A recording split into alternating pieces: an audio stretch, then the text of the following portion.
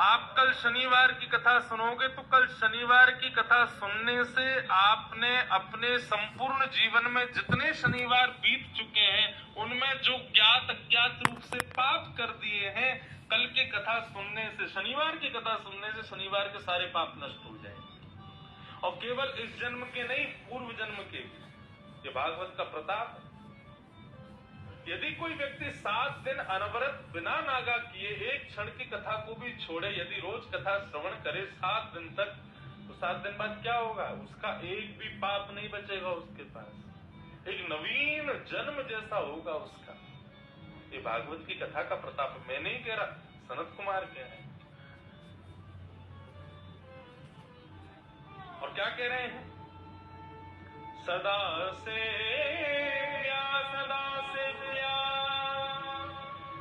श्रीमद् भागवती कथा यस्य श्रवण मात्रं हर्षचित्तं समाचरेत्। यस्य श्रवण मात्रेण हरिश्चित्तम समाचरेत्। ये भागवत की कथा बार बार सुनो, निरंतर सुनो। क्यों सुनो? क्योंकि इसके श्रवण करने की इच्छा मात्र से हरिश्चित्तम समाचरेत्, हरि चित्त में आकर के बैठ जाते हैं। ये भागवत की कथा का प्रताप। आप लोगों को पता चला कि सालीबाड़ा नाम है कि क्या नाम है?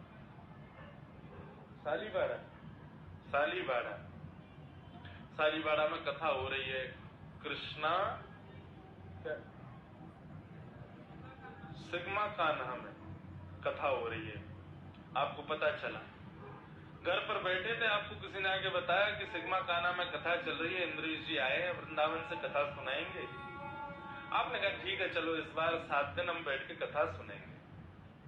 तो जैसे ही आपने अपने सोफे पर बैठे हुए केवल मन बनाया ना 7 दिन बैठ के कथा सुनेंगे, उसी क्षण हरि आपके हृदय में प्रकट हो जाएंगे। उसी क्षण हरिश्चित्तम समाचरेत्, हरि चित्त में आ जाएंगे। और यदि उसके बाद आप कथा में आ गए, आकर के बैठ करके कथा सुनने लगे, यहाँ आप नहीं आए हो, यहाँ बैठ करके आप नहीं सुन रहे हो, यहाँ कथा में मन आपका नहीं लग रहा, हरि लगवा रहे हैं। और कोई जान करके भी नहीं आ पा रहा है यहाँ पर, तो निश्चित ही ठाकुर जी अभी चाहते नहीं कि वो कथा में पहुंचे। यहाँ जो आ रहा है उसके लिए यही मानना चाहिए कि शायद हरि चाहते हैं, इसीलिए हम यहाँ आ रहे हैं। हरिश्चित्तम समाचरेत्, हरि चित्त में आ जाते। ऐसी हनुमान चालीसा में कहना पड़ता है, पवन तने संकट हरण मंगल मूर्ति राम लखन सीता सहित हृदय बसो। ये हनुमान जी महाराज हनुमान चालीसा गा करके हम लोग कहते हैं, राम लखन सीता सहित हृदय बसो स्वरूप। राम लखन और सीता जी के सहित आकर के हमारे हृदय में बैठ जाओ। हनुमान चालीसा में भी कहना पड़ता है, लेकिन भागवत में कहना नहीं पड़ता। आप सब यहाँ बैठे हो, निश्चित ही आपके हृदय में ठाकुर जी प्रकट है और प्रकट होकर के आनंद कर रहे हैं, उत्साह वर्धन कर रहे हैं। ऐसी भागवत की कथा है जिसके सुनने की इच्छा मात्र से हरि चित्त में आकर के विराज जाते हैं। हरिश्चित्तम समाचरेत्।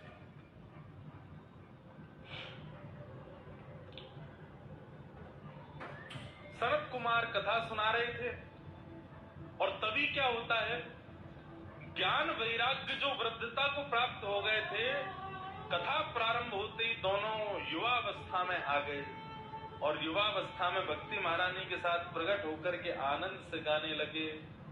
भक्ति सुतौ तौ तरणं गृहीत्वा प्रेमैव रूपा सहसा विरासे। श्री कृष्ण गोविंद हरे मुरारे, नाथेति नामानि मुहुर्वदन्ति। श्री कृष्ण गोविंद हरे मुरारे, हे नाथ नारायण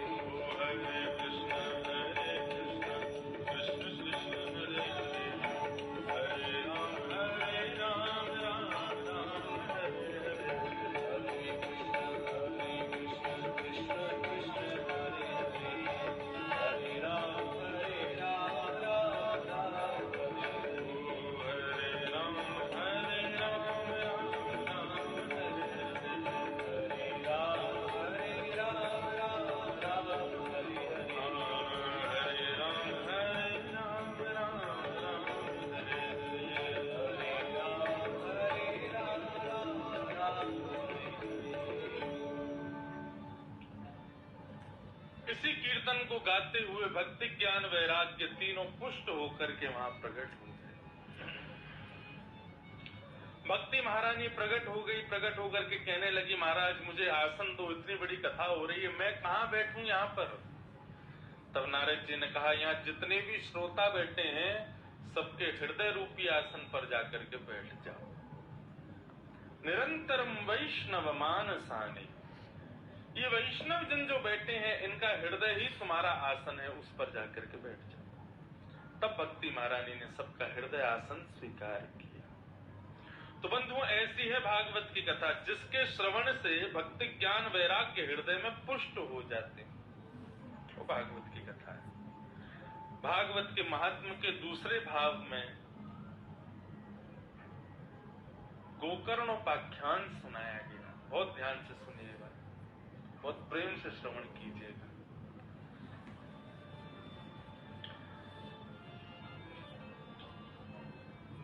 नारद जी महाराज ने सनत कुमारों से पूछा कि प्रभु,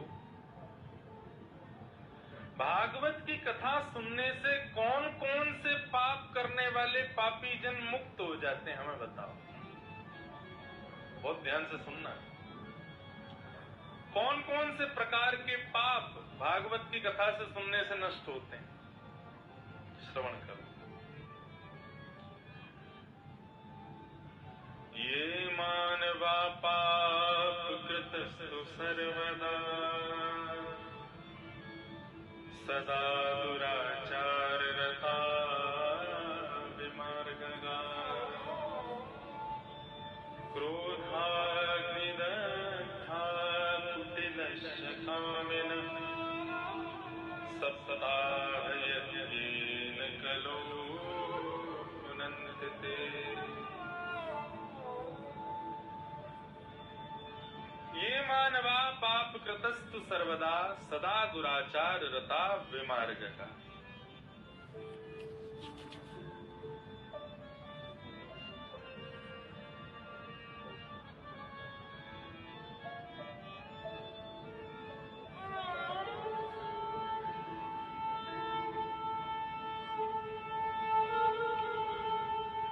मानवा पाप कृतस्तु सर्वदा सदा दुराचार रता विमार्गगा। बहुत ध्यान से सुनिएगा। बात तो कहती, ये मानवा पाप कृतस्तु प्रकार के पाप करता है, कोई भी पाप जिससे अछूता नहीं रहता हो, ऐसा व्यक्ति यदि नियमित रूप से 7 दिन एक अक्षर भी बेनागा छोड़े हुए भागवत की कथा सुने तो सप्ताह यज्ञेन कलौ पुनन्तिते, कलयुग में सप्ताह कथा सुनने वाला पवित्र हो जाएगा। फिर भी पूछा गया, बता दीजिए हमारे कौन कौन से ऐसे पाप हैं जिन पापों को भागवत जी मुक्त करती हैं। तो कहा सदा दुराचार, जो दुराचरण करता है। दुराचरण का मतलब क्या होता है? किसी को बीड़ी पीते देख तुम्हारे मन में इच्छा प्रकट हो जाए, हम भी बीड़ी पी लें, कितना अच्छा लग रहा है, उसके मुंह से धुआं निकल रहा है। ये जो व्यसन करने की जो इच्छा प्रकट होती है वो कैसे प्रकट होती है? ऐसी तो प्रकट होती है। दूसरे को जब हम व्यसन करता देखते हैं उसमें हमको लगता है कि इसको कितना सुख मिल रहा है, तभी हम लोग व्यसन करने लग जाते हैं। इसको कहते हैं दुराचरण। एक प्रकार से सीधी बात कहूं तो बुरा ना मानना, जो लोग फिल्मी दुनिया के लोगों को देख करके उनके जैसे बनने का प्रयास करते हैं, एक प्रकार से दुराचरण है। आचरण किसका लाना चाहिए जीवन में? जिसने संसार में कोई बदलाव किया हो। स्वामी विवेकानंद का आचरण लाओ, श्री सूरदास जी का आचरण लाओ, तुलसीदास जी का आचरण लाओ, मदर टेरेसा का आचरण लाओ।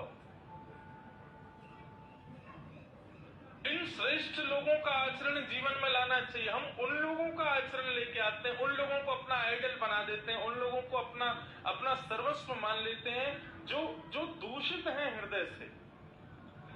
दूषित हृदय वालों का आचरण करने से पाप लगता है।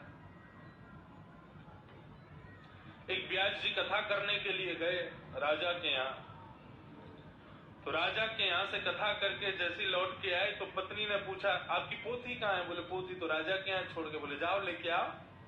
फिर से गए, लौट करके गए तो राजा की बेटी मिली।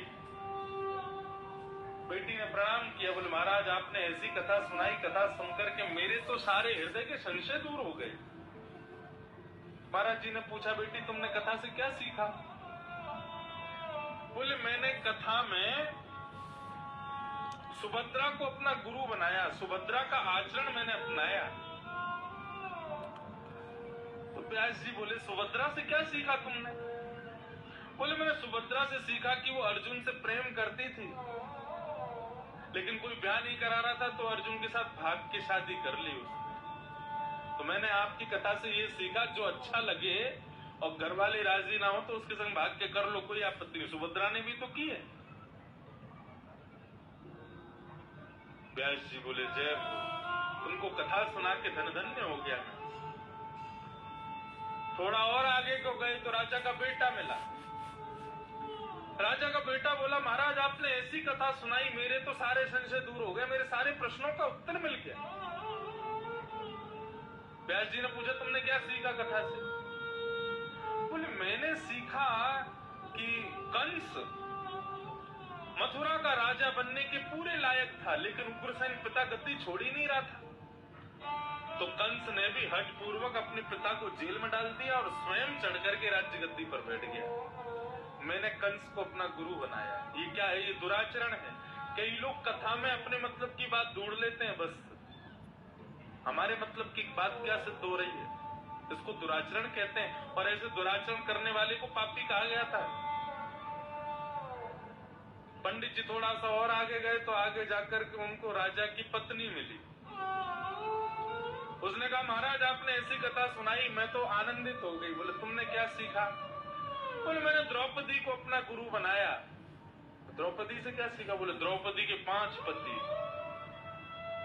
मैं भी एक राजा से बोर हो गई, अब मैं भी 2, 3, 4 और ब्याह कर लूंगी, और कोई कहेगा कि तुम गलत कर रही हो तो आपका नाम ले दूंगी कि आपने कथा में सुनाया था। द्रौपदी को मैंने गुरु बनाया।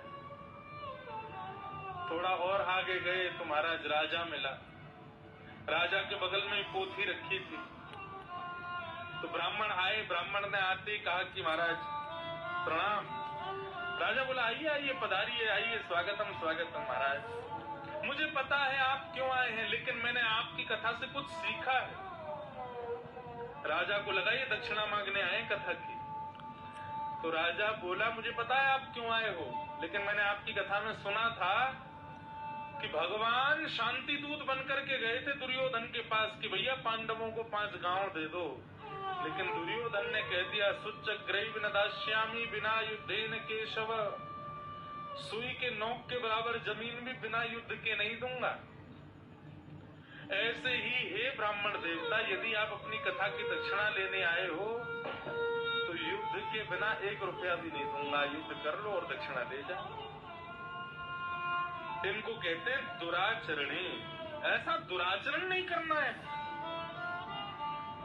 हमको विवेक युक्त होकर के वही करना है जो जो जो अच्छा है, जो श्रेष्ठ है। कथा में तो राम की भी कथा है, रावण की भी कथा है, लेकिन हमको राम से सीखना है कि रावण से। इसी को ही विवेक कहते हैं। कथा कंस की भी है, कृष्ण की भी है, लेकिन हमें सीखना किससे? इसी को विवेक कहते हैं। बिन सत्संग विवेक न होई, पर राम कृपा बिन सुलभ न सोई। राम जी की कृपा के बिना सत्संग मिलता भी नहीं और सत्संग के बिना विवेक होता नहीं।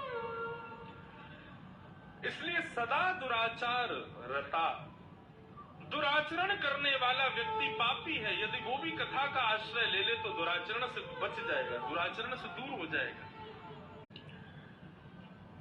क्रोधाग्नि दग्धा, जो भयंकर क्रोध करता है ऐसा व्यक्ति भी पापी बताया गया है। क्रोध करो, उत्तमम ही क्षणम क्रोपः। उत्तम क्रोध कौन सा? बोले क्षण भर का जो होता है। मध्यम घटिका द्वयम, 2 घड़ी तक जो क्रोध रहता है उसको कहते हैं मध्यम क्रोध। अधमस्यात् अहोरात्रम, अधम क्रोध कौन सा? बोले 1-2 रातों तक जो गुस्सा रहता हो एक बात को लेकर के। और चांडाल मरणांतकम, एक बात को लेकर के पूरा जीवन क्रोध में जो निकाल देता है उसको चांडाल कहते हैं। क्रोध कैसा होना चाहिए? क्षण भर का, अभी गुस्सा थे, अगले क्षण शांत। एक बात कहूं, क्रोध कैसा होना चाहिए? क्रोध होना चाहिए जल के जैसा। जल को जब आप चूल्हे पर रख दोगे, गर्म भट्टी पर रख दोगे तो गर्म हो जाएगा, लेकिन जैसी भट्टी से हटाओगे अपने आप ठंडा हो जाता है।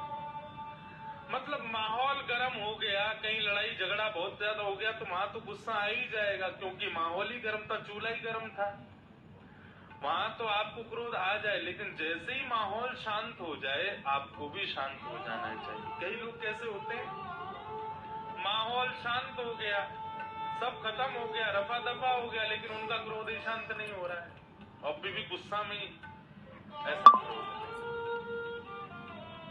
शांत।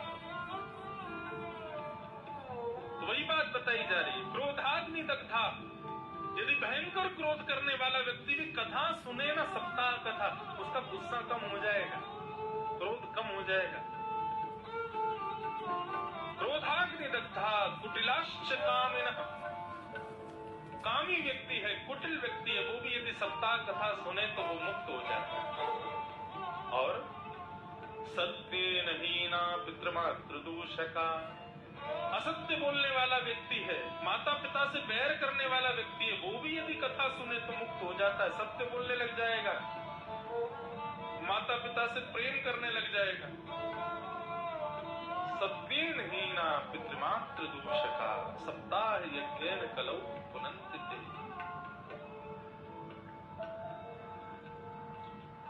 पंचोग्र पापा, यदि किसी व्यक्ति के जीवन में 5 उग्र पाप विद्यमान हैं, ऐसे 5 उग्र पापों को करने वाला व्यक्ति भी सप्ताह यज्ञेन कलौ पुनन्ति ते।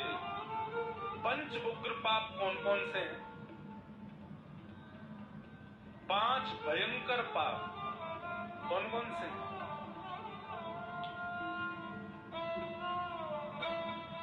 पहला, ब्रह्म तिरस्कार, ब्राह्मणों की अवहेलना करना, ब्राह्मणों की निंदा करना।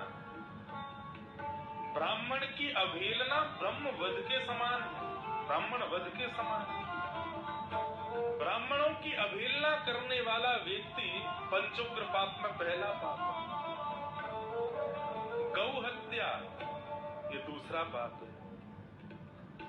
परस्त्री संग ये तीसरा पाप है। परपुरुष संग ये तीसरा पाप है। माता पिता विद्रोह ये चौथा पाप है। देव निंदा ये पांचवा पाप है। ये पंचोग्र पाप है। इन पंचोग्र पापों को करने वाला व्यक्ति भी यदि कथा श्रवण करे और निरंतर सुनता रहे तो सप्ताह यज्ञेन कलौ पुनन्ति ते। सप्ताह कथा उसके समस्त पापों को दूर करेगी। ये सब पापों से मुक्त करती है भागवत की कथा। नारद जी महाराज ने कहा, बोले माता पिता से बैर करने वाले व्यक्ति को तो भगवान भी क्षमा नहीं करते, तो कथा क्षमा क्यों कर देती है और कैसे कर देती है, मुझे जरा प्रमाण दो। तब यहाँ सनकादि ऋषियों ने श्री गोकर्णोपाख्यान सुनाया। बहुत ध्यान से सुनिएगा। एक ब्राह्मण थे, उनका नाम था आत्मदेव। आत्मदेव ब्राह्मण तुंगभद्रा नदी के तट पर रहते थे। उनकी कोई संतान नहीं थी। उनकी पत्नी का नाम था धुंधुली। आत्मदेव के कोई संतान नहीं थी। इस बात से वो बड़े निराश रहते थे, बड़े उदास रहते थे, बहुत दुखी रहते थे कि मेरे संतान क्यों नहीं। बंधुओं देखो, भगवान आपको जो प्रदान कर दें उसमें या तो प्रसन्नता खोज लो या उसमें रहने लगो। भगवान यदि कोई वस्तु आपको प्रदान नहीं करते हैं उसके लिए ज्यादा हठ पूर्वक उस वस्तु को लाने की कोशिश मत करो, क्योंकि प्रकृति यदि हमें कोई वस्तु नहीं देती और प्रकृति से हम वो वस्तु छीनते हैं तो वो वस्तु हमको कभी सुख नहीं दे सकती। कई लोग पुत्र प्राप्ति पुत्री प्राप्ति के लिए यज्ञादि करते हैं। चलो यज्ञादि तो करना चाहिए, ब्राह्मणों को वंदन करना चाहिए, प्रयास करना चाहिए। प्रयास करो, प्रयास के बाद भी ठाकुर जी ना दे तो भगवान की रजा में रजामंद रहो। लेकिन कई लोग प्रयास करने के बाद भी रुकते नहीं। कोई कह दे कि मजार पर चद्दर चढ़ा दो पुत्र हो जाएगा तो वो भी करने को तैयार हो जाते। कोई कहता है ये कर दो तो वो भी करने को तैयार। कोई कहते कि ऐसा कर लो, सब करने को तैयार। कई लोगों का तो उद्देश्य बन जाता है कि संत ठाकुर जी ने जो हमको नहीं दिया वो हमको कैसे भी लेना है, चाहिए। और ये देखा गया है, प्रकृति जो तुम्हें नहीं देती, तुम यदि प्रकृति से छीनते हो तो वो वस्तु कभी सुख नहीं दे सकती। इसलिए भगवान जो देते हैं, जैसा देते हैं, उसमें प्रसन्न रहने का प्रयास करो। असंतोषी मत बनो, संतोष करो। जो प्राप्त हो उसमें संतोष करो। भगवान यदि संतान दें, पुत्र पुत्री दें तो भगवान की बड़ी कृपा है। और भगवान यदि संतान ना दें, पुत्र पुत्री ना दें तो भगवान की बहुत बड़ी कृपा है। मैं तो ऐसा भी कह देता हूं कथा में कि हमारे मन को जो चाहिए ठाकुर जी यदि वो प्रदान कर दें तो समझना कि ठाकुर जी भी कम प्रसन्न है, इसलिए मैंने मांगा, ठाकुर जी ने दे दिया। अरे माँ का स्वभाव, पिता का स्वभाव कैसा होता है? पुत्र पुत्री जो मांगते हैं माता पिता एक बार मना जरूर करते हैं। क्यों? क्योंकि भला चाहते हैं इसलिए मना करते हैं। लेकिन अंकल आंटी, पड़ोस की आंटी, उनसे जो मांगोगे तुरंत दे दोगे। क्यों? उनको कोई फर्क नहीं पड़ता कि इससे तुमको तुम्हारा बुरा होगा, तुम्हारा अच्छा होगा। कोई नहीं, बच्चे मांग रहे हैं दे दो। लेकिन खुद के संतानों को, खुद के बच्चों को मुंह मांगी वस्तु देने में माता पिता सदा सर्वदा मना ही करते हैं। ये उनका स्वभाव है। ऐसे ही ठाकुर जी से यदि कोई वस्तु मांगी और ठाकुर जी नहीं देवें तो समझना ठाकुर जी प्रेम करते हैं। और यदि आपके मांगने पर तुरंत ही आपको वो वस्तु प्राप्त हो जाए तो समझना कुछ तो अपराध हुआ है मुझसे, भगवान अपना नहीं मानते, तभी मुझको प्राप्त हो। स्वामी विवेकानंद कहते हैं यदि आपके हर दिन, प्रत्येक दिन में कोई कष्ट यदि आपके जीवन में नहीं आ रहा है तो आपको खोजबीन करनी चाहिए कि मैंने गलती कहां की जो मेरे जीवन में आज कष्ट नहीं हुआ।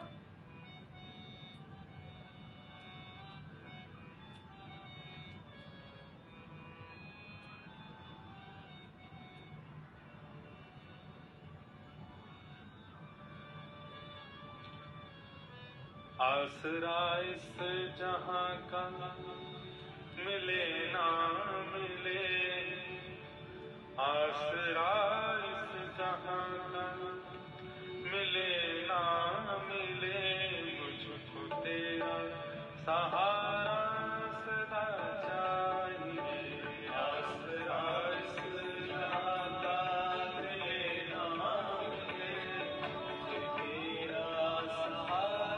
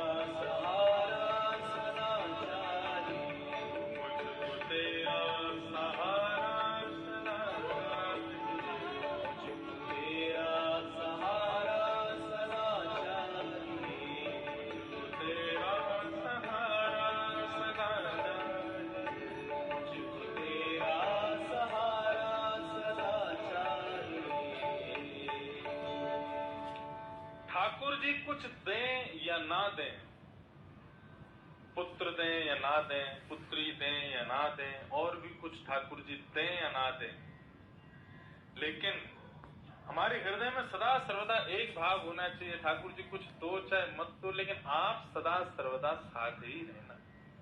चाहे दुख दो, सुख दो, धन दो, संपत्ति दो, राग दो, वैराग्य दो, कष्ट दो, सुख दो, जो देना है वो दो, लेकिन सदा सर्वदा मेरे साथ रहना। बस आपका आसरा मिले। मुझे इसी बात की प्रसन्नता रहेगी कि आप तो कम से कम अपनी कृपा बनाए हुए हैं मेरे ऊपर, और भगवान साथ हैं। ये पता कैसे चले? भगवान साथ हैं ये पता तभी चलेगा जब जीवन में बहुत परीक्षाएं हो, जीवन संकट युक्त हो, तो समझना ठाकुर जी संग है। और बंधुओं, तुम्हारे अपराध करने के बाद भी बड़ी सहजता से तुम निकलते जा रहे हो। आपने देखा होगा कई बच्चे, युवा बच्चे आकर के कभी मिलते हैं यंगस्टर्स, तो क्या बोलते हैं, महाराज जी चलो ठीक है, हमारे दादा परदादा पिताजी आदि बहुत भक्ति भाव वाले हैं, हम लोग तो भजन आदि करते हैं, लेकिन हमारे मित्र गंदा खाते हैं, गंदा पीते हैं, गंदे गंदे काम करते हैं, फिर भी इतने सुखी रहते हैं। हम ना कुछ खाते, ना कुछ पीते, ना कुछ करते, इतना भजन पाठ पूजन करते हैं, फिर भी हमारे संसार, हमारे परिवार में कोई ना कोई कष्ट बना रहता है। अरे कष्ट और विपत्तियां बनी हुई हैं, इसका मतलब क्या है? ठाकुर जी परीक्षा ले रहे हैं। क्लास का टीचर यदि बच्चों की परीक्षा ही ना ले तो वो कैसा टीचर है? अध्यापक तो वही अच्छा है जो बच्चों की परीक्षा लेता है, और जो अध्यापक परीक्षा ही ना लेता होगा, ऐसे कक्षा के बालक अच्छे से पढ़ते होंगे, इस बात का प्रमाण कैसे मिलेगा? परीक्षा से ही तो पता चलता है कि हम कैसा पढ़ रहे हैं, हमारा परफॉर्मेंस कैसी है। इसलिए ठाकुर जी यदि परीक्षा लेवें, समझना तुम पर दृष्टि है और बड़ी सहजता से सब निकालते जा रहे हो, कुछ नहीं हो रहा है जीवन में, कोई परीक्षा हो ही नहीं रही, कष्ट संकट दुख दूर दूर तक तुम्हारा स्पर्श नहीं कर रहे, तो एक समय निकाल के सोच विचार करना, गलती हो गई क्या कोई मुझसे जो मेरी परीक्षा ही नहीं लेते ठाकुर जी? एग्जामिनेशन हॉल में किसको नहीं बैठने दिया जाता? जो लेट आता है, या जो अपना आईडी कार्ड नहीं लेके आता, या फिर जिसके पास में जिसने एग्जामिनेशन फीस ना भरी हो, आदि आदि बहुत सारे काम हैं जिनको नहीं घुसने। तो यदि तुम्हारी परीक्षा नहीं हो रही तो विचार करना क्या गलती कर दी मैंने, कुछ तो गलती हुई है। इसीलिए ठाकुर जी मुझसे परीक्षा ही नहीं ले रहे। अरे कुछ तो हो जीवन में ऐसा जिससे पता चले ठाकुर जी बंधु।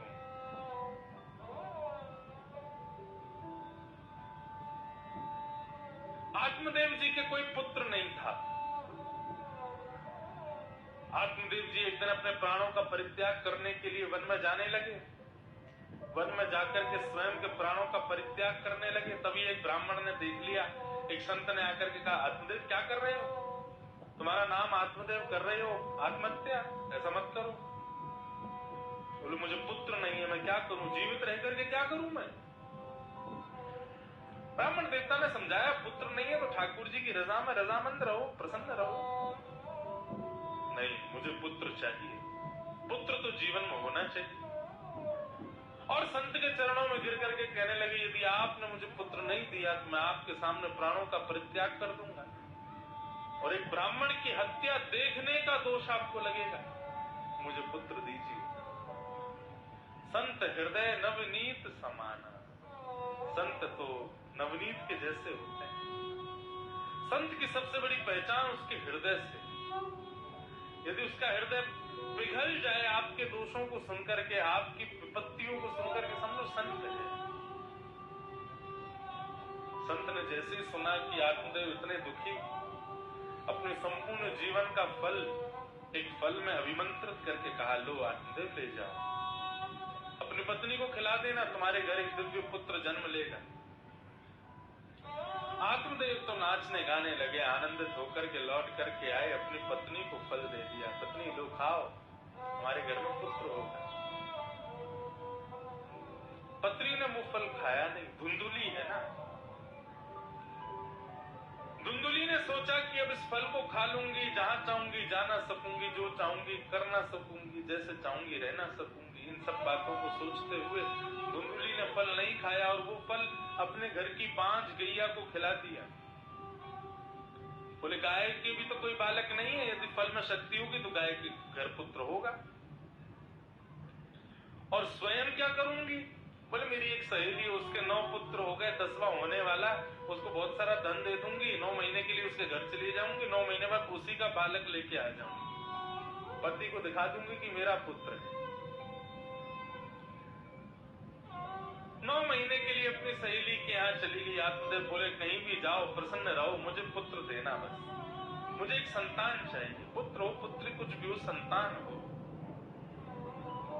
9 महीने तक अपनी सहेली के यहाँ रह करके उसी के ही संतान को बहुत सारे द्रव्यों में खरीद के दिया और लाकर के अपने आत्मदेव पति को प्रदान किया। आत्मदेव बड़े प्रसन्न हो गए, वाह मेरे घर में पुत्र हुआ है, इसका नाम नारायण रखूंगा। धुंधुली बोली नहीं, मेरा बेटा है, मेरा नाम धुंधुली, बेटे का नाम धुंधुकारी।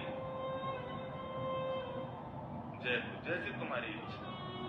यहाँ नामकरण धुंधुकारी रखा गया। इतने में ही गौशाला में गाय को भी प्रसव होने लगा। तभी जाकर के देखा तो गाय के गर्भ से ही मानवों जैसा एक बालक उत्पन्न हुआ।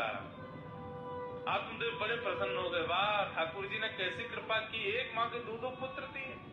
देवी बड़े बेटे का नाम तुमने धुंधुकारी रखा, दूसरे बेटे का नाम मैं रखूंगा। क्या? इसका नाम गोकर्ण। गाय के समान इसके कान हैं, इसलिए इसका नाम गोकर्ण रखता हूं।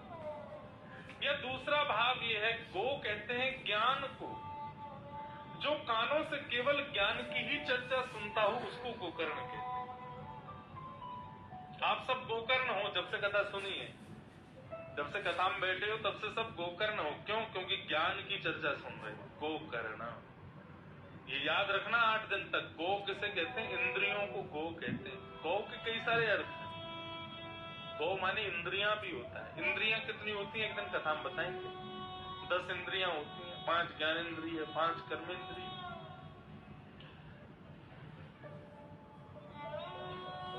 गो माने ज्ञान।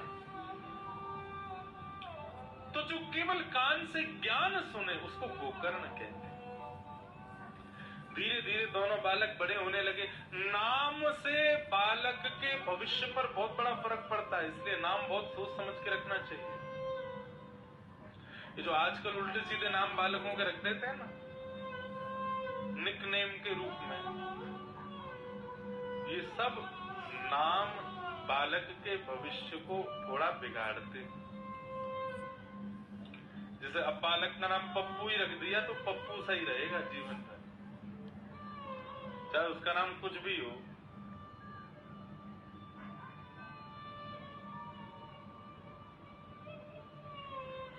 बालक का नाम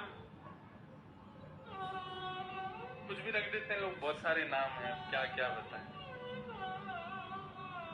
ऐसे बालकों के नाम बिगाड़ो मत। भगवत नामानुसार ही बालकों के नाम होने चाहिए। नाम हो बढ़िया सुंदर, भगवान से सम्मिलित नाम हो। जितनी बार उसको पुकारोगे उतनी बार भजन करने मात्र का फल प्राप्त होगा। बालक का नाम, अच्छा लोग बच्चों का नाम कृष्णा रख देते हैं, पुत्रों। कृष्णा नहीं, कृष्ण। अकार मत लगाओ, आ की मात्रा नहीं, कृष्ण। क्या नाम है? कृष्ण। भगवत सम्मिलित नाम होना चाहिए।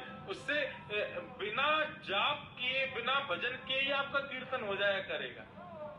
जितनी बार उसको बुलाओगे, राघव नाम रख दोगे पुत्र का, हे राघव राघव, अब जितनी बार राघव बोलोगे उतनी बार राम नाम बोलने का फल प्राप्त होगा। बच्चे का नाम माधव रख दोगे, जितनी बार माधव बोलोगे, माधव माधव माधव बेटा यहाँ जाओ, माधव ये कर लो, माधव वो कर लो। माधव बोलने, एक कथा है सूरदास जी की, बड़ी अच्छी कथा। सूरदास जी महाराज के नेत्र नहीं थे, तो सूरदास जी की जब वयोवृद्धता आ गई सूरदास जी के जीवन में, तो सूरदास जी के यहाँ एक सेवक रहने लगा, उसका नाम था गोपाल। तो सूरदास जी कई असहज कार्य जो होते थे तो गोपाल से ही करवाते थे। गोपाल को बुलाते, गोपाल यहाँ पे आओ, ऐसा कर दो, गोपाल पानी पिला दो, गोपाल भोजन करा दो, ऐसे करके गोपाल को बुलाते थे। तो एक दिन सूरदास जी भोजन पा रहे थे, तो भोजन पाते पाते गोपाल को बोला, गोपाल जाओ झारी, जल पीने वाली झारी, बोले इसमें जल भर लाओ। गोपाल जल भरने के लिए गया, वहीं गांव के दो चार उसके सखा मिल गए तो उन्हीं से बात करने में व्यस्त हो गया, उनसे बात करने लग गया। अब यहां सूरदास जी भोजन कर रहे थे, करते करते क्या हुआ, एक निवाला थोड़ा सा तिनका उनके गले में फंस गया। अब जैसे सूरदास जी के गले में वो तिनका फंसा तो सूरदास जी बोले, अरे गोपाल पानी लाओ, गोपाल कहाँ चलोगे, गोपाल जल्दी करुआ ला, गोपाल जल्दी जल की झारी लेके आ। सूरदास जी के गले में फंसा हुआ जो वो अन्न का दाना था जो उनको कष्ट दे रहा था, उसके लिए जल की आवश्यकता थी, लेकिन गोपाल नहीं था। बार बार गोपाल गोपाल पुकारने लगे तो गिरिराज जी के ऊपर मंदिर में बैठे हुए श्रीनाथ जी मन में विचार करने लगे, सूरदास जी मुझे पुकार, मुझसे कह रहे जल पिला जाओ। ठाकुर जी अपनी सोने की झारी में, ठाकुर जी सोने की झारी में जल पीते हैं, सोने की झारी में जल लेकर के गए और जाकर के सूरदास जी जो बहुत विलाप कर रहे थे, तड़प रहे थे गले में फंसे हुए तिनके की वजह से, ठाकुर जी गए, जाकर के सूरदास जी की थोड़ी पर हाथ रखा और अपने सोने की झारी से उनको जल पिलाने लगे। सूरदास जी ने जल पिया। अरे गोपाल कहाँ को चलोगे हो, इतनी देर तक पुकार रहे हो मैं, अरे मेरे गले में निवालो फंस गए हो, अरे तू अभी थोड़ी देर और कर देता तो प्राणी निकल जाते मेरे। ठाकुर जी कुछ नहीं बोले, अपनी झारी वहीं रख करके सूरदास जी बोले अब ये झूठे बर्तन को ले जा, तो ठाकुर जी वहीं खड़े उनके जूते बर्तन ले जाके बाहर रख दिए और रख करके ठाकुर जी अपने मंदिर में पुनः प्रवेश कर गए। साय का समय जैसे ही कपाट खोले तो गुसाई जी जो सेवा करते थे अंदर गए, जाकर के सब सहज करने लगे। ठाकुर जी का दर्शन खुला दोबारा से तो देखा तो झारी तो है ही नहीं वहां पर जिसमें जल पीते हैं। ठाकुर जी सोने की झारी कहाँ चली गई? पूरे मंदिर में हल्ला हो गया, ठाकुर जी की सोने की झारी चोरी कर ली किसी ने। अब यहाँ नीचे सूरदास जी बढ़िया हाथ वाथ धो धा करके भोजन करके बैठे थे, इतने में ही गोपाल जल लेकर के आ गया। गोपाल आयो, बाबा भोजन पा लियो, जल ना पियो। सूरदास जी बोले कितना जल पिवावे गो, अभी अभी तो पिवा के, ब्रजभाषा समझ में आ रही है, समझते हैं ना, कितना जल पिवावे गो, अभी अभी तो पिवा के गए हो तू। बाबा मैं कब पिवा के गए हो, मैं तो तब को गए हो, तब से अब आ रहा हूं, कब पिवा के गए हो आपको जल? सूरदास जी महाराज के नेत्र सजल हो गए, बोले तो फिर कौन पिवा के गए हो? गोपाल बोलो मोए ना पता, मैं तो अभी आया हूं बाबा। सूरदास जी बोले गोपाल जल्दी आ, यहाँ देखियो कोई झारी रखी है क्या? बोले हाँ बाबा सोने की झारी रखी है। जैसे सुनी सोने की झारी, सूरदास जी के नेत्र सजल हो गए, आंखों से आंसू बहने लगे। सोने की झारी को लेकर के हृदय से लगाने लगे, उसको अपने सिर से रखने लगे, अपने प्रत्येक अंग से छुपाने लगे। बोले अरे मैंने तो गोपाल को बुलाया लेकिन सांचो गोपाल आयो जल पिवावे के काजे, अपनी झारी छोड़ के चलो गो। आज सांचो गोपाल आके मुंह को अपना जल पिवा के गयो है। झारी को हृदय से लगाते हुए, रोते हुए, विलकते हुए मंदिर में पहुंचे सूरदास जी। सूरदास जी को रोता आते देख गुसाई जी ने जैसे देखा सूरदास जी क्यों रो रहे हो, तभी उन्होंने छाती से झारी को दिखाया। झारी को देखकर के गुसाई जी ने पूछा ये झारी आपके पास कैसे आई? तो लालजी की झारी है। पूरा वृत्तांत बताया। बोले मैं तो गोपाल को बुला रहा था, गोपाल कहीं चलो गयो, लेकिन मोकू का पता ही आज पुकार भी तो सांचो गोपाल मेरे पास आ जाए। तो सांचे गोपाल ने अपने हाथन से मुंह को जल पिवाया। ऐसे दयालु, ऐसे कृपालु ठाकुर जी, उनके चरणन में बारंबार प्रणाम। तो बंधुओं इसलिए बच्चों का नाम ठाकुर जी से मिलित रखो। यदि कभी असहजता में अपने पुत्र को पुकार रहे होगे किसी कारणवश, ए राघव जल्दी आ, कहाँ रह गया राघव, राघव जल्दी आ, बार बार राघव राघव कहकर के पुकारोगे, तभी क्या पता पीछे मुड़ करके देखो तो नील वर्ण धनुषधारी साक्षात रघुनाथ जी सामने खड़े, बोले बुलाया आपने। इसलिए हमारे यहाँ भारत में परंपरा है, बालकों का नाम भगवान से मिलित रखा जाता है। उनका नाम अपभ्रंश मत करो, उसको बिगाड़ो मत। जो ठाकुर जी का नाम है वही नाम रखो। आत्मदेव के बड़े बेटे का नाम धुंधुकारी, छोटे बेटे का नाम गोकर्ण। बड़े होते ही धुंधुकारी दुष्ट हो गया और गोकर्ण पंडित ज्ञानी बना। जिसका नाम ही है गोकर्ण, जो कान से केवल ज्ञानी सुनता है तो ज्ञानी तो बनेगा ही। बड़े होकर के दोनों के इस भाव को देख करके धुंधुकारी के दूषित प्रभाव से माता पिता एक दिन परेशान हो गए। माँ ने कुएं में कूद के प्राण त्याग दिए, पिता ने घर त्याग कर दिया। तब श्री गोकर्ण जी महाराज ने अपने पिता को ज्ञान उपदेश किया। और वो क्या कह रहे हैं, पिताजी आप दुखी क्यों हो रहे हो? बोले जिस पुत्र की प्राप्ति के लिए मैंने एक संत तक को परेशान किया, मुझे क्या पता था ऐसा पुत्र घर में आकर के घर को नरक बना देगा। अब क्या करूं, इस पुत्र को पा करके बहुत दुखी हूं। संसार की प्राप्त हुई जिस वस्तु से दुखी हो, अगर ऐसी वस्तुओं से दुखी लोग हैं तो इस कथा को जरूर सुने। 2 श्लोक बचे, फिर उसके बाद हम कथा को विराम करेंगे। गोकर्ण जी महाराज अपने पिताजी को ज्ञान उपदेश कर रहे हैं, पिताजी हमको दुख देने वाली 2 वस्तु होती, अहमता और ममता। इनसे कैसे निवृत्त होना है? अहमता सदैव खुद में होती है और ममता सदैव अपने से संबंध रखने वालों में होती है। सीधी बात, अपने में अहमता होती, अभिमान होता है, और अपनों में ममता होती है। और इनसे कैसे बचा जाए? सूरदास जी श्री गोकर्ण जी महाराज बता रहे हैं, देहि स्थिमां सरुधिरेभिमतिं त्यजत्वं जायासु साधुषु सदा ममतां विमुच्य पश्यानिशं जगदिदं क्षणमन्निष्ठम् वैराग्यरसिको भवभक्तिनिष्ठः। देहे स्थिमान् सरुधिरे भिमतिं त्यजत्वम्। पहले तो अपने शरीर से अभिमान को दूर करो। किस बात का अभिमान करते हैं हम?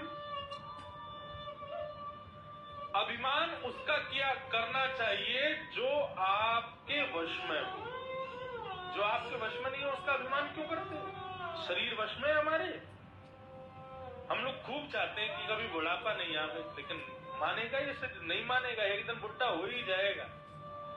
हम लोग खूब चाहते हैं कि हमारे बाल कभी ना पके, कभी सफेद ना हो, हमेशा ऐसी काली जुल्फें लहराती नहीं, लेकिन कभी होगा ऐसा? एक ना एक दिन ऐसा आएगा। हम खूब चाहते हैं कि हमारे जीवन में कभी चेहरे पर झुर्रियां ना आए, लेकिन एक दिन आ ही जाएगा।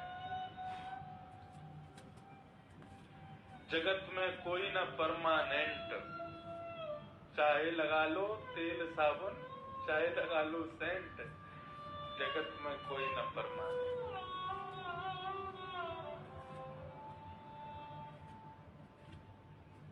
संसार में चला लक्ष्मी चलम प्राणम चलम जीवत यौवनम, चला चलेति संसारे धर्म एको ही निश्चल। शरीर चलायमान है, संसार चलायमान है, इसको हम रोक नहीं सकते। एक दिन वृद्धावस्था, कितनी चमनप्राश खा लो, कितनों मोती पिष्टी खा लो, स्वर्ण भस्म ले लो, फिर भी बुढ़ापा। एक दिन ऐसी स्थिति हो जाए, कैसी? आंखों पे पड़ेगा जाला, नाक से बहेगा नाला, लाठी से पड़ेगा पाला, जरा जिंदगानी का। एक दिन तो आ ही जाएगी वृद्धावस्था, बुढ़ापा तो एक दिन आएगा, उससे नहीं बच सकते आप। इसलिए जिस शरीर का हमारे ऊपर वश नहीं, या हमारा जिस शरीर पर वश नहीं, उसका अभिमान क्यों? पिताजी सबसे पहले तो अभिमान को त्यागो। ये शरीर आपका है ही नहीं, क्यों? आपकी एक भी आज्ञा को नहीं मानता, बल्कि आप इसकी आज्ञा मानते। शरीर को भूख लगती है तो आपको भोजन देना ही पड़ेगा, नहीं तो क्या कर देगा? आपकी हालत बिगाड़ देगा। शरीर को यदि सुंदर दृश्य देखना है तो आपको दिखाना ही पड़ेगा, नहीं तो आपकी हालत बिगाड़ देगा। शरीर को प्यास लगी तो पानी पिलाना ही पड़ेगा, नहीं तो आपकी हालत बिगाड़ देगा। जो शरीर आप पर नियंत्रण करके रखता है, आपके नियंत्रण में जो नहीं है उस पर अभिमान क्यों करते हो? इसलिए शरीर से अभिमान छोड़ो और फिर शरीर के संबंधियों से ममता छोड़ो। ये पत्नी बच्चे जिनको मेरा मेरा करते, मेरी पत्नी, मेरी मकान, मेरी दुकान, मेरी गाड़ी, मेरा बेटा, मेरी बेटी, ये मेरा मेरा मेरा मेरा मेरा करते करते एक दिन मर जाओगे, एक भी मेरा साथ नहीं जाएगा। सारे मेरे खड़े खड़े देखते रह जाएंगे, अरे चला गया बेचारा। अरे स्वर्ग नरक जाने के बाद भी बच्चों का कभी फोन नहीं आता है कि पिताजी कहाँ हो, स्वर्ग में हो कि नरक में हो? कोई पूछते भी नहीं। जो आपके हैं ही नहीं उनके लिए इतनी ममता क्यों? खुद से अहमता छोड़ो और अपने संबंधियों से ममता छोड़ो। इन दो चीजों का त्याग करो पिताजी, और क्या करो? धर्मम भजस्व, धर्म करो, धर्म को भजो। त्यज लोक धर्मान, लोक धर्म को छोड़ो। बुआ जी कहीं नाराज ना हो जाएं, जीजा जी कहीं रूठ नहीं जाएं, साले साहब कहीं बेचारे मुंह फुला के नहीं बैठ जाएं। लोग इसी चीज में लगे रहते हैं, पूरे दिन यही विचार करते रहते, कोई हमारी बात से, हमारी क्रिया से कोई निराश, हताश, उदास ना हो जाए। अरे संसार को छोड़ो, और तो रूठे भले रूठे, तुम मत रूठो मालाधारी, ठाकुर जी ना रूठे, ये विचार करो, ये प्रयास करो। और क्या करो? बोले अन्यस्य दोष गुण चिंतन माशु मुक्त्वा, दूसरों में दोष गुण देखना बंद करो। सेवा कथा रसमहो नितराम पिबत्वम, सेवा कथा रसमहो नितराम पिबत्वम। भैया लाइट बंद कर दो, काय को हमारी कथा में विक्षेप डाल रहे हो। सेवा कथा रसमहो नितराम पिबत्वम, निरंतर सेवा करो, कथा सुनो, नितराम पिबत्वम। इस प्रकार से गोकर्ण जी महाराज ने अपने पिताजी महाराज को ज्ञान उपदेश किया। ज्ञान उपदेश करते हुए उन्होंने अपनी बात पिताजी के सन्मुख रखी। तत्पश्चात पिताजी ने श्रीमद् भागवत का आश्रय लेके प्राणों का परित्याग किया और धुंधुकारी एक राक्षस बन गया, एक प्रेत बन गया। वैश्याओं ने मार दिया था, दूषित कर्म किए थे, इसलिए प्रेत बन गया। गोकर्ण जी महाराज ने उसके नाम से पिंडदान गया जी में किया, लेकिन फिर भी प्रेत योनि से मुक्त नहीं हुआ।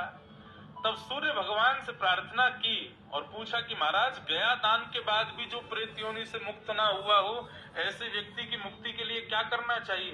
तब सूर्य भगवान ने उत्तर देते हुए कहा, क्या? बोले श्रीमद् भागवतम पुराण तिलकम यद् वैष्णवानां धनम। श्रीमद् भागवत जो वैष्णवों का धन है, उसका श्रीमद् भागवतम मुक्ति सप्ताहम वाचनम करो, उसकी सप्ताह कथा करवाओ। जो गया श्राद्ध से भी मुक्त नहीं हुए होंगे, वो श्रीमद् भागवत की कथा उनके निमित्त यदि करवा दी तो मुक्त हो जाएंगे। इस प्रकार से सूर्य नारायण ने जब बताया, तब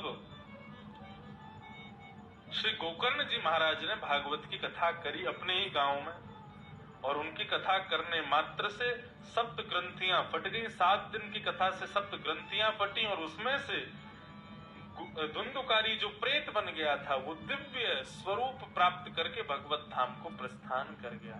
बोलो भागवत महापुराण की